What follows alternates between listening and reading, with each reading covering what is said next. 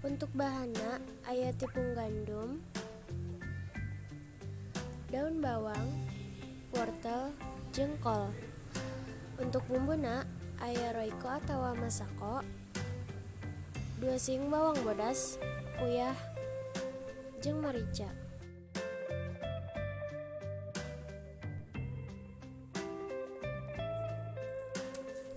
Pertama, siapkan bahan engkol, wortel, sareng bawang daun, teras karetan, potongan ali anu dikumbah.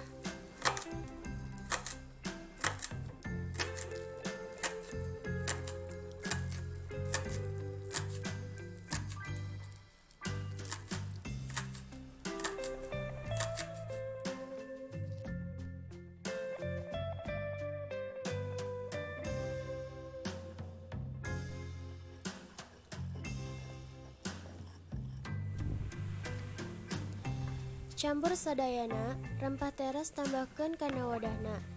Tambahkeun sakedik cai sareng tambahkeun tepung kanggo diaduk dugi dicampur sareng bumbu.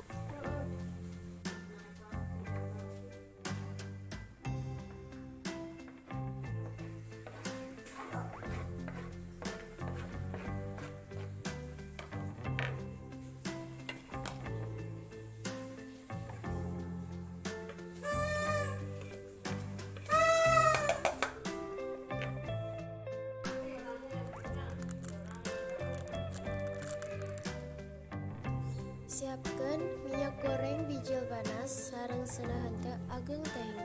Goreng hiji sendok bala-bala sareng nalika eta digoreng. Kental supados, henteu-henteu.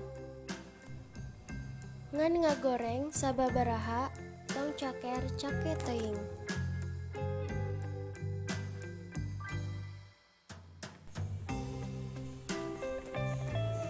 Bala-bala siap dilayanan.